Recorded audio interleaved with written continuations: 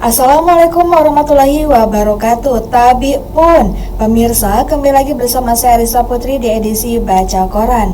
Baik pemirsa, informasi terkini dilansir dalam Sudodi.id dengan headline Pak Sutri ditangkap edarkan uang palsu, kata Kapolres, pelaku pesan uang palsu melalui aplikasi Telegram. Dari Candipuro mengatakan, jajaran Polsek Candipuro, Polres Lampung Selatan mengungkapkan kasus peredaran uang palsu. Dalam mengungkap kasus itu, pasangan suami istri berhasil diamankan. Pak Sutri tersebut yakni Ari Setiawan 37 tahun dan istrinya Dewi Sunita 36 tahun.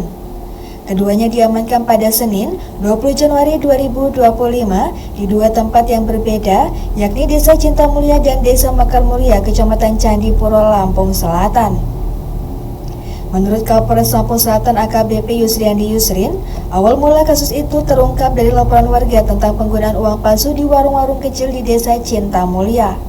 Kapolres menjelaskan, modus operandi yang dijalankan keduanya membelanjakan uang palsu di warung-warung kecil yang umumnya dijaga oleh ibu rumah tangga lanjut usia. Tersangka Ari kami amankan saat membelanjakan uang palsu untuk membeli rokok. Ketika itu tersangka menggunakan uang palsu pecahan Rp50.000. Setelah penggeledahan, ditemukan 11 lembar uang palsu pecahan Rp50.000 dengan total Rp550.000 di saku celana tersangka, ungkap Kapolres. Dari hasil penangkapan Ari, timnya melakukan pengembangan dan menemukan keterlibatan istrinya DS 36 tahun. Hasil interogasi mengungkapkan bahwa DS adalah pemesan uang palsu melalui aplikasi Telegram. Jadi si istrinya Ari ini mengakui kalau dia membeli uang palsu senilai Rp1 juta dengan harga Rp350.000 menggunakan metode pembayaran digital, kata Kapolres. Hasil pengembangan, polisi menemukan total uang palsu senilai Rp4.200.000 ditemukan terkubur di belakang rumah mereka. Uang palsu ini diedarkan untuk memenuhi kebutuhan ekonomi keluarga dengan menargetkan warung kecil di pedesaan untuk meminimalkan kecurigaan.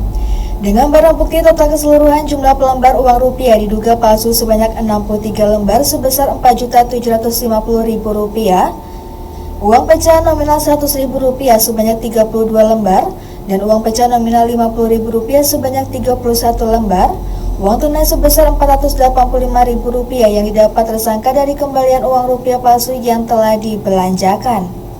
Kapolres Lampung Selatan AKBP Yusriandi Yusrin menyatakan bahwa pihaknya akan terus mengawasi dan mengambil tindakan tegas terhadap pelaku peredaran uang palsu. Kedua pelaku dijerat dengan pasal 36 ayat 3 Undang-Undang Nomor 7 Tahun 2011 tentang mata uang dengan ancaman hukuman maksimal 15 tahun penjara. AKBP Yusriandi Yusrin menghimbau kepada masyarakat, khususnya para pedagang, harap berhati-hati dan harus lebih teliti lagi dalam bertransaksi menggunakan uang tunai. Apalagi ini sudah menjelang bulan suci Ramadan, biasanya tidak menutup kemungkinan marak terjadinya peredaran uang palsu untuk berbelanja. Jika memang ada atau warga menemukan pelaku yang selaku membeli menggunakan uang palsu, harap segera menghubungi kepolisian setempat supaya segera ditindaklanjuti, karena ini sangat merugikan kita semua, tutup Kapolres. Baik pemirsa, terbalik informasi selanjutnya yang dilansir dari Lampung.id dengan headline Polresta Bandar Lampung ekshumasi makam dalam penyelidikan kasus dugaan aborsi.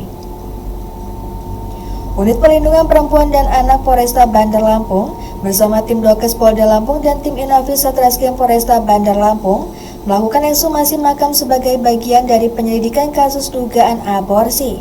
Proses pembongkaran makam dilakukan di Jalan Pemancar, Kelurahan Sumber Agung, Kecamatan Kemiling, Bandar Lampung pada Rabu 22 Januari 2025.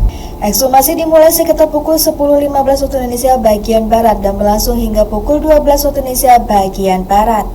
Jenazah bayi yang terkubur sejak Oktober 2023 ditemukan dan selanjutnya dibawa untuk proses pemakaman kembali. Kanit PPA Satreskrim Polresta Bandar Lampung Ibtu Edi Sabara mengungkapkan bahwa ekshumasi dilakukan berdasarkan laporan polisi terkait dugaan tindak pidana aborsi.